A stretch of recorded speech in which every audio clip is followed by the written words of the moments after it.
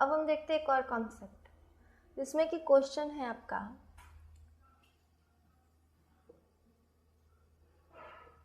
Positive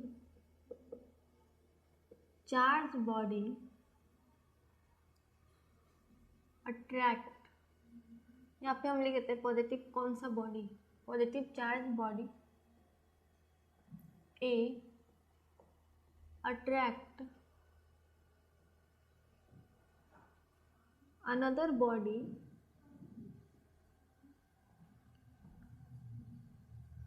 B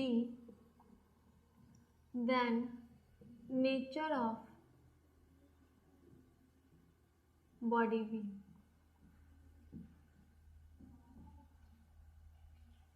question क्या है, question पूछ रहा है आपसे कि अगर कोई बॉडी है, पॉजिटिव चार्ज बॉडी ए है, वो बॉडी बी को अट्रैक्ट कर रहा है, तो बॉडी बी का नेचर कैसा है। नेचर कहने का मतलब कि कैसा होगा, निगेटिव चार्ज होगा, पॉजिटिव चार्ज होगा, निगेटिव चार्ज होगा, पॉजिटिव चार्ज होगा, या फिर न्यूट्रल होगा, या फिर और क्या हो सकता है और ऑप्शन, या फिर कोई भी दो होगा, न्यूट्रल होगा या फिर बोथ ए एंड सी। अब आप इस क्वेश्चन में सोचिए, इस क्वेश्चन का कहने का मतलब समझ में आ गया कि कोई बॉडी है पॉजिटिव चार्ज का ए, वो बॉडी बी को अट्रैक्ट कर रहा है। तो जब बॉडी बी को अट्रैक्ट कर रहा है तो वो कैसा होगा, उसका nature negative positive same both हो जाएगा या फिर न्यूट्रल हो जाएगा, क्या होगा। तो आप यहाँ पे अगर सोचिए तो क्या दिमाग में आता है, पहला बात यहाँ पे सबका सबसे पहले दिमाग जाएगा अट्रैक्ट पे। पहला बात आप जब सोचिएगा तो आएगा अट्रैक्ट, तो अट्रैक्ट सोचते ही आ जाएगा अपोजिट चार्ज। अगर ये पॉजिटिव है तो निगेटिव बॉडी को अट्रैक्ट करेगा, दिमाग में ऐसा ही आ रहा है कि अगर ये पॉजिटिव है तो निगेटिव बॉडी को अट्रैक्ट करेगा। तो सब पहला बार में हम लोग क्या आंसर मारेंगे, निगेटिव। पर अब ये सोचिए कि क्वेश्चन नॉर्मल ना हो के अगर ये कभी IIT या नीट में पूछ दिया तो क्या इतना इजी आंसर होगा कि अट्रैक्ट किया है पॉजिटिव बॉडी किसी अनदर को बॉडी को तो उसका चार्ज नेगेटिव है, नहीं। तो कुछ कॉन्सेप्चुअल फंसाया अगर एग्जाम में पूछा तो कॉन्सेप्ट क्या है वही हम आपको भी बताते हैं। इसमें कॉन्सेप्ट ये है, आपको दिखाते हैं, आप थोड़ा सा भी बैक जाइएगा, मतलब कि बचपन में तो जब हम कंघी करते हैं या फिर अभी भी कंघी जब हम करते हैं, कॉम्ब से जब हम हेयर को कंघी करते हैं तो क्या होता है ना कि उस कंघी को जब ले जाइएगा आप कोई भी कागज़ के टुकड़े के पास तो उस कंघी में कागज़ का टुकड़ा चिपक जाता है। या फिर सेम स्केल के साथ भी कीजिए, स्केल में भी क्या होता है, आप उसको जब रब करते हैं बाल में या फिर कहीं भी तो उसमें क्या होता है कि वो तो कागज़ के टुकड़ा के पास जब हम ले जाते हैं तो कंघी में चिपक जाता है। तो इतना तो समझ में आया कि कंघी को जब हम बाल में रब किए तो उस कंघी में चार्ज आ गया, क्योंकि हम आपको पहले ही बताए थे कि जब भी किसी दो बॉडी को रब किया जाता है तो उसमें चार्ज हो जाता है। तो मतलब उस कंघी में, उस कॉम्ब में क्या हो गया, मेरा चार्ज आ गया। पर जब उसी कॉम्ब को हम पेपर के पास ले गए, पेपर के टुकड़ा के पास, तो क्या उसमें तो चिपक गया पेपर का टुकड़ा। क्या पेपर के टुकड़ा में भी चार्ज था, क्योंकि पेपर का टुकड़ा क्या है, अगर पेपर के टुकड़े में चार्ज होता तो वो एक दूसरे को क्या कर लेता, अट्रैक्ट कर रिपेल करता, क्योंकि सेम था, तो दोनों एक दूसरे को रिपेल करता। इसका मतलब पेपर के टुकड़े में कोई चार्ज नहीं था, चार्ज था उस कॉम्ब में, कंघी में। तो इससे बात क्या है कि कोई चार्ज बॉडी न्यूट्रल बॉडी को भी अट्रैक्ट कर सकता है। अगर ये क्वेश्चन IIT में अगर ये क्वेश्चन पूछा है तो हम लोग क्या मारते हैं, निगेटिव। पर कितना कॉन्सेप्चुअल है कि कोई चार्ज बॉडी का न्यूट्रल को भी मार सकता है। और IIT ये सब के एग्जाम में तो मोर देन वन का ऑप्शन भी होता है।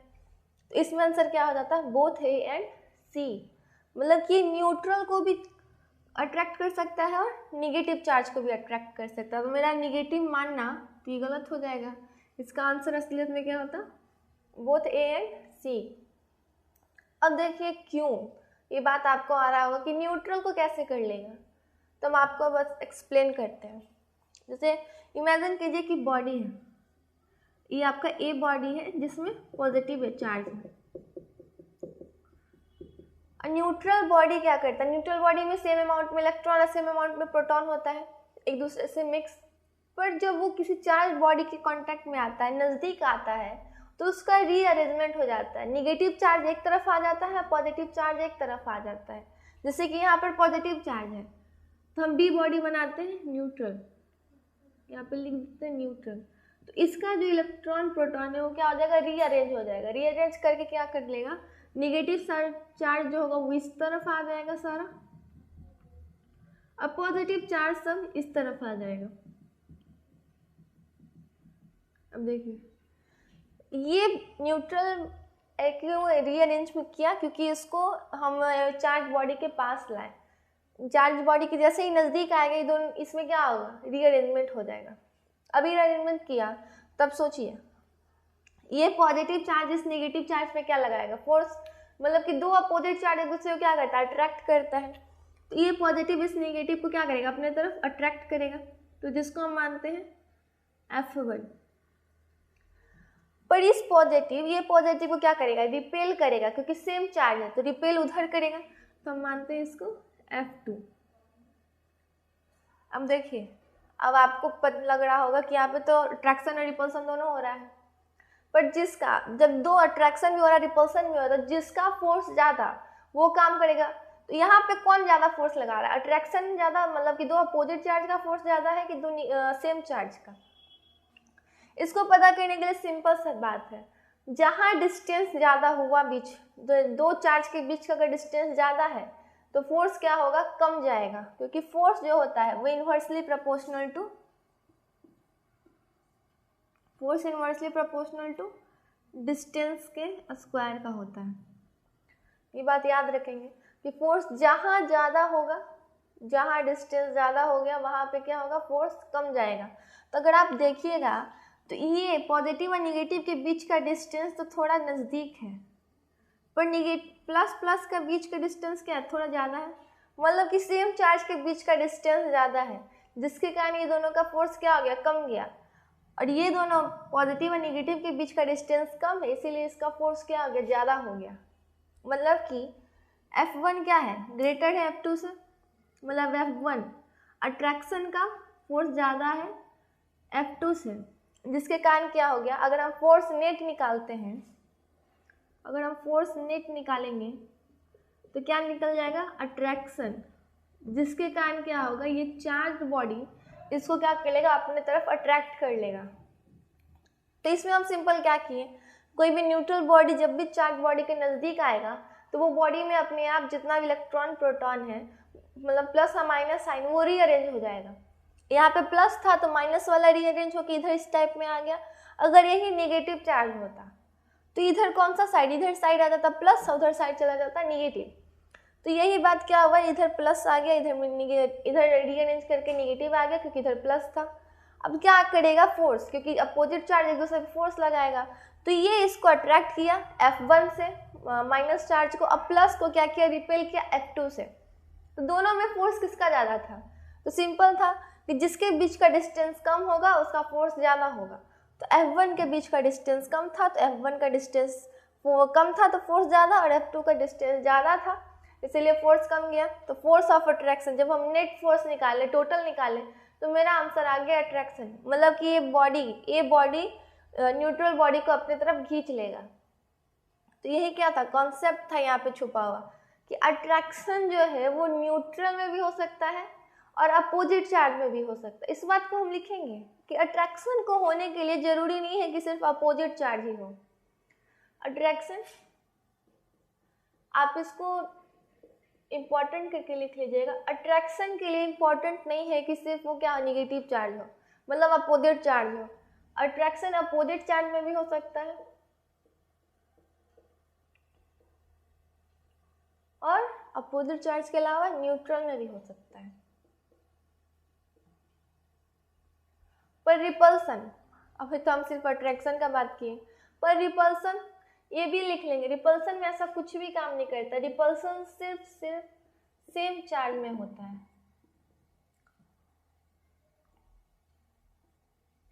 Only same charge.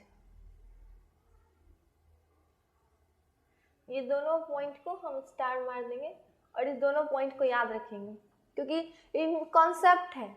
इसी कॉन्सेप्ट पे आपका नया क्वेश्चन अलग तरीके का भी पूछ सकता है, जैसे कि ये क्वेश्चन था। तो कॉन्सेप्ट को याद रखेंगे, आप इसको लिख लीजिए और इस पॉइंट को जो हम अभी इम्पोर्टेंट के इसको कोना में इम्पोर्टेंट 2-3 स्टार करके लिख लीजिए, ताकि आप कोई याद रहे कि ऐसा कॉन्सेप्ट जब अट्रैक्शन पूछेगा तो मेरा दिमाग सिर्फ अपोजिट चार्ज पे नहीं न्यूट्रल पे भी जाएगा। तो ये सारी बातों को लिख लीजिए। देखिए अभी हम पढ़ेंगे कुछ चार्ज के कॉन्सेप्ट के बारे में। हम क्वेश्चन से कॉन्सेप्ट देखने का कोशिश करेंगे, जो इम्पॉर्टेंट कॉन्सेप्ट है चार्ज में उसको, तो उसको हम क्वेश्चन पहले लिखते हैं, उसके थ्रू उसका कॉन्सेप्ट निकालते हैं। देखिए क्वेश्चन मेरा ये है कि किसी बॉडी को नेगेटिव चार्ज दिया गया है, कोई बॉडी है उसको हम नेगेटिव चार्ज दे रहे हैं, तो उसके मास पे क्या फ़र्क पड़ेगा? मास इंक्रीज कर जाएगा, डिक्रीज कर जाएगा, सेम रहेगा या कुछ भी नहीं होगा? अब तब तक सोचिए कि इस क्वेश्चन में क्या होगा। जैसे कि हम लिखते हैं negative charge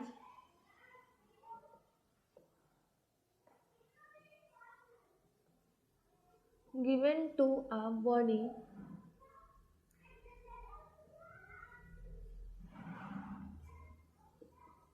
then its mass will be, option है इंक्रीज, डिक्रीज,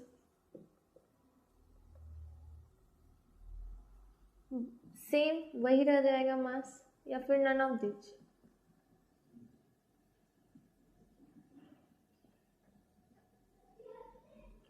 अब सोचिए क्वेश्चन में कि क्वेश्चन को क्या दे रहा है, कि क्वेश्चन में बोलता है नेगेटिव चार्ज किसी बॉडी को दिए हम तो उसका मास क्या होगा।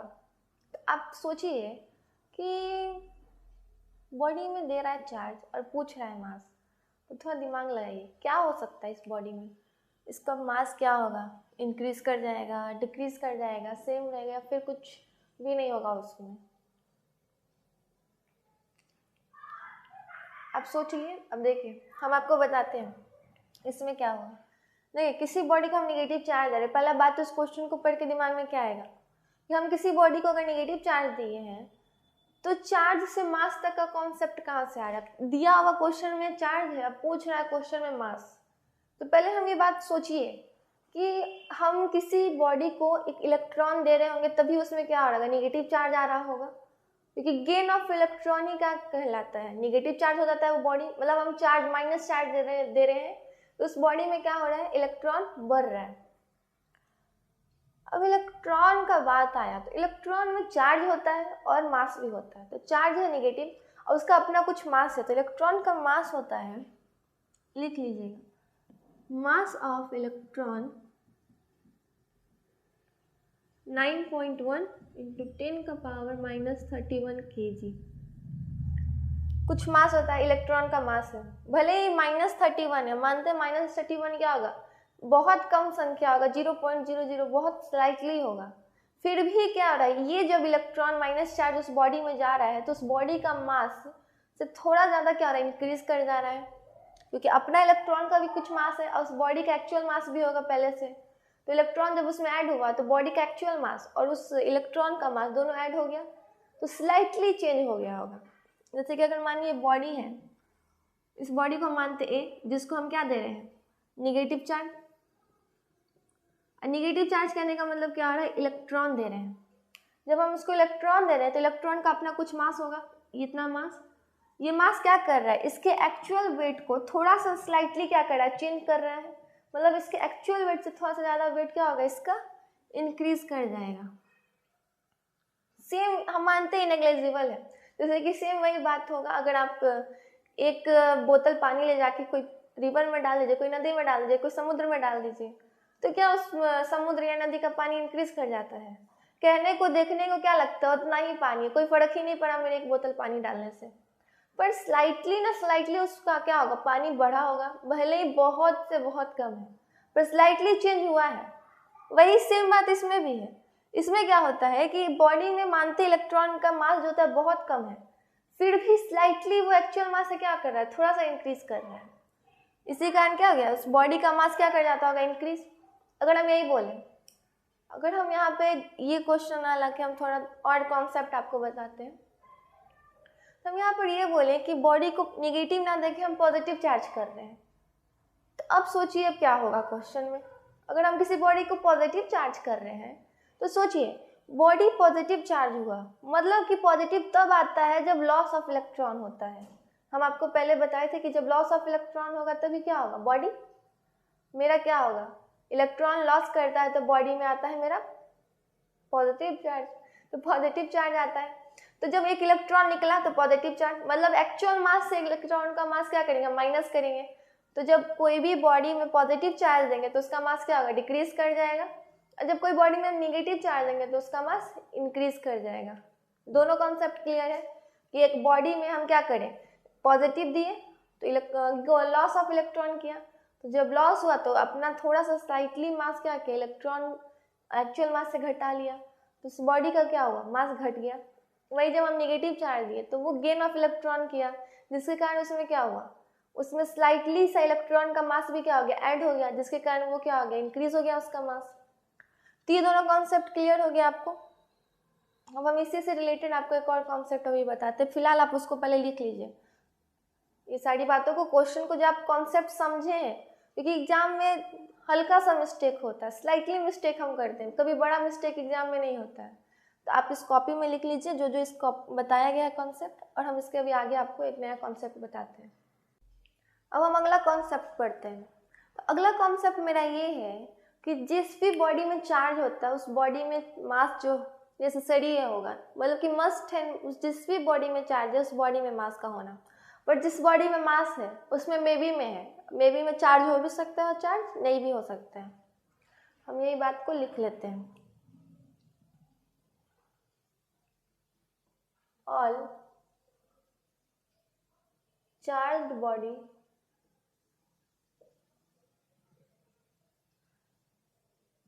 must have mass but all मासी बॉडी बोलिए, मास बॉडी, जिसमें भी बॉडी में मास है, may have चार्ज। इन दोनों बात को स्टार मार के आप लिख लीजिए। ये दोनों बात देखें, जितना भी चार्ज बॉडी है, जो भी चार्ज बॉडी है उस सब में क्या होगा, मास होगा। और जिस भी बॉडी में मास है उसमें नेसेसरी नहीं है कि क्या चार्ज होगा, मे बी में है। जैसे कि अगर आप सोचिए न्यूट्रॉन, एग्जाम्पल आपको देते हैं न्यूट्रॉन, तो उसमें देखिए उसमें चार्ज है नहीं, चार्जलेस होता है न्यूट्रॉन, पर उसमें मास होता है। तो दोनों क्या है, एग्जाम्पल होता है आपका कि जिस बॉडी में मास है उसमें चार्ज में भी हो सकता है, और जितना भी चार्जेबल बॉडी लीजिए उस सब में मास होता है। तो कभी कभी क्या करेगा ना, ऐसा कॉन्सेप्चुअल क्वेश्चन आपको स्टेटमेंट में, आईटी नीट सब में पूछ देता है। असर्शन रीजन ले लीजिए या स्टेटमेंट करके क्वेश्चन क्या दे देगा। जैसे मानिए आपको क्वेश्चन क्या दे दिया, यहीं पे हम लिख देते हैं क्वेश्चन को। क्वेश्चन आपको दे दिया, मान लीजिए स्टेटमेंट करके, पहला स्टेटमेंट वो देता है,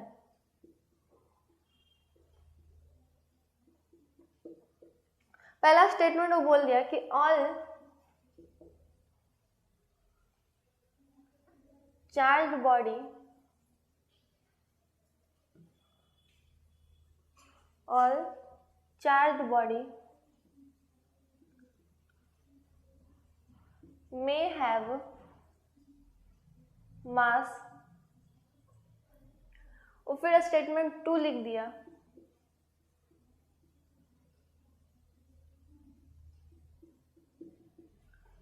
all mass body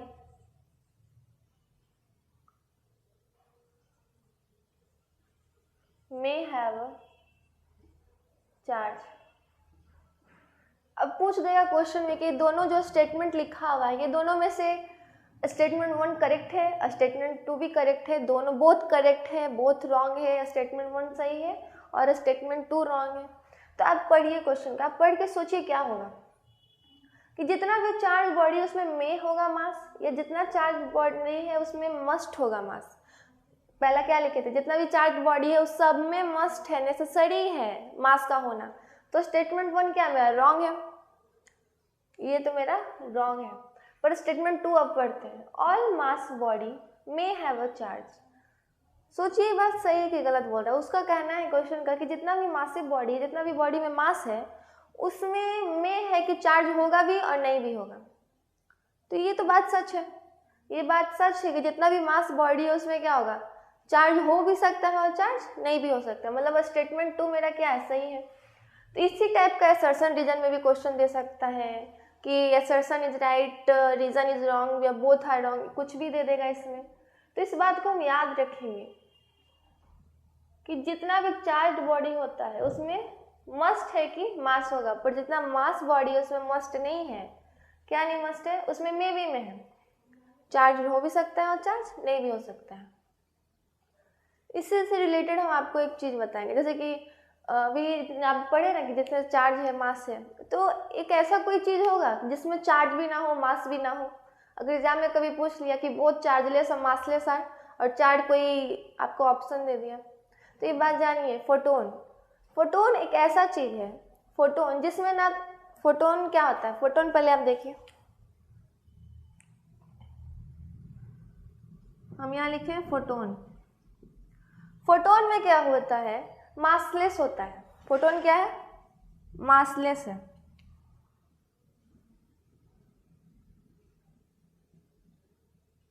मासलेस है। और फोटोन सोचिए जिसमें मास नहीं है उसमें चार्ज होगा, सोचिए नहीं होगा ना, क्योंकि जिस बॉडी में मास ही नहीं है उस बॉडी में चार्ज कैसे होगा। यही पहला कॉन्सेप्ट का आप देखिए, जिस बॉडी में चार्ज उसमें मास होना नेसेसरी। अगर ऐसा होता कि उस बॉडी में मास है, फोटोन में मास है या किसी में मास है, तब मे भी मैं ले सकते थे कि उसमें चार्ज होगा कि नहीं होगा, पर इसमें तो मास ही नहीं है, इसका मतलब ये चार्जलेस भी होगा। फोटोन क्या होगा, चार्जलेस भी होगा। मतलब मासलेस और चार्जलेस दोनों होता है फोटोन, तो ये बात याद रखिएगा। इसीलिए क्या होता है, फोटोन में मास नहीं होता, इसीलिए हम इसका energy half mv², kinetic energy या पोटेंशियल एनर्जी किसी से फाइंड आउट नहीं कर सकते, क्योंकि इसमें मास ही नहीं होता है। इसके लिए हमको दूसरा एनर्जी का फॉर्मूला लगाना पड़ता है, hc/λ, जिससे कि हम इसका पता करते हैं। ऐसे इसको हम क्या कहते हैं, इसको हम पढ़ते हैं मॉडर्न फिजिक्स में, उसी में ये बात हम डिस्कस करेंगे।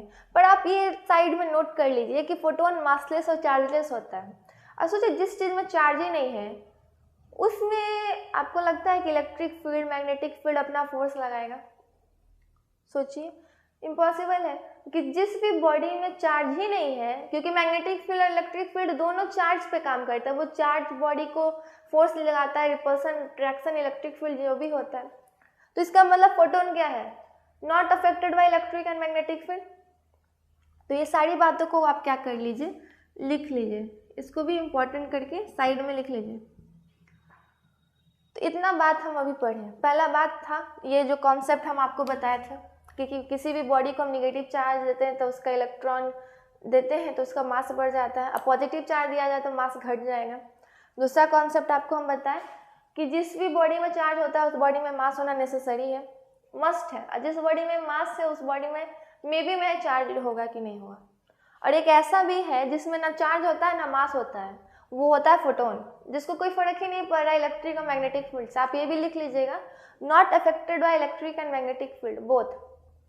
तो इतना ही, ये सारी बातें आप लिख लीजिए। ये सारी बातें क्या कॉन्सेप्चुअल है, कभी दिमाग से निकल गया इसलिए आप क्या कीजिए लिख लीजिए, क्योंकि कभी एग्जाम में पूछ सकता है ऐसा क्वेश्चन।